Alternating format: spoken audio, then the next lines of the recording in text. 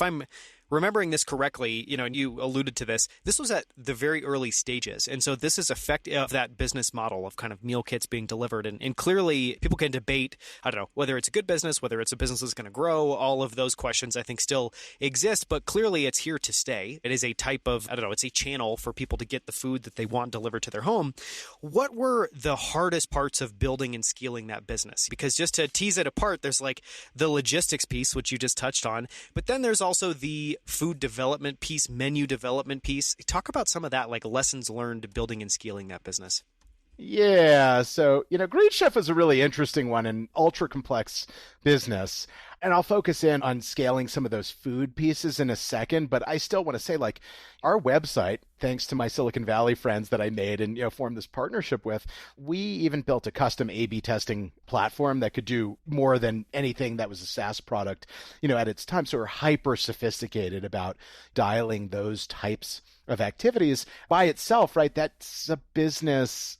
People go over those lines of business all the time. That was just like a department in my company. We actually had to build our own food production factories to sell the scale through, right? So that ran, it was, $9 million worth of construction before we really knew where the business was going. And so we had to have some really good ideas about where we thought it would go before we made a commitment like that. And thankfully, the facilities are still rocking it for the acquirer. And the food side, though, so because we launched this company so quickly and we were inspired by and we modeled a lot of that business model off of those who are already in the space because, we didn't plan this business out like in the way I've planned my current one out with the same amount of diligence. And so we're like, okay, let's try to shortcut a few things by being inspired by stuff that's already working, right? Well, one of those things was changing recipes every single week. Okay. That created certainly the most complex supply chain I've ever worked on because you have a couple of factors at play. One, because we were primarily organic food and these super long tail diet specialized ingredients where like paleo ingredient A, there was one commercial source of it, right? Like there's no redundant sourcing. So things like that were coming up, but you're balancing this idea of you're changing ingredient base with a very fast growing company, like the fastest week over week annualized run rate growth that we had was like a $10 million jump week over week. That's really big and different. And in the organic food world, unlike, well, I don't like calling it the conventional world because what's conventional about it, other than it's like been there for a little bit, but the spot market availability of mainstream commodities doesn't exist in the same way. And so we had to be incredibly precise around forecasting. So the data science flowing into like how we thought cohort behaviors would continue to evolve with recurring customers, all these campaigns for new customers, including like national TV campaigns we started experimenting with. And at the same time, right, matching all of that demand with the right amount of ingredients, but not too much. And we were fortunate, like we got our food waste down to like 2% of revenue or, something on that order of magnitude. But it was the calculus and very advanced calculus of managing all of those different factors. And in extreme cases, we'd actually have to substitute a recipe, kind of make a game time decision, re-engineer where broccoli just all of a sudden became unavailable because of weather in California or whatever. And maybe green beans were, and they could work in that meal. Because remember, we're designing all of these recipes as well. And we'd have to go run out on the supply chain side to get the ingredients at the same time that we're changing all the marketing materials that are going out to that customer based on the recipe, not to mention, so we built software that actually ran the back end of this business over time.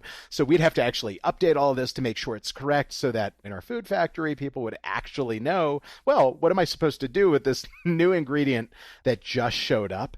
And so there was all that type of complexity in addition to, and when you're creating new industries that laws weren't written for, you're always going to have problems that hadn't really been solved necessarily before. And one of ours was that we were actually bringing, at the time, serving Californian customers out of Colorado, created some interesting hurdles. And I have vivid memories.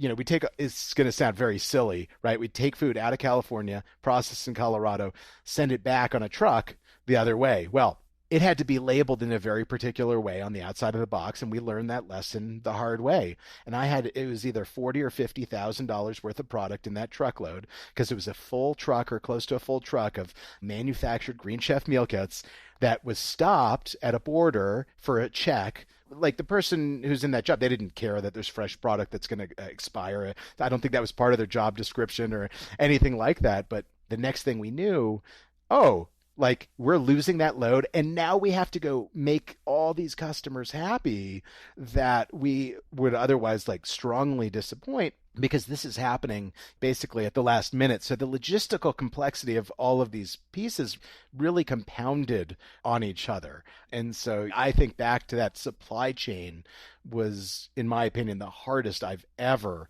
worked on. I've got a complicated one going on right now, but because of this ever-changing recipe board and being so beholden to certified organic ingredients, those were constraints that created a really challenging to solve problem. Now, the flip side is customers valued it, and they continue to value it, so they're shopping with us because of the value we created for them, right? We did the hard work for them. But those are some examples of the complexities on the food design and manufacturing side, especially, that we had to contend with. And it's like those things against hyper growth.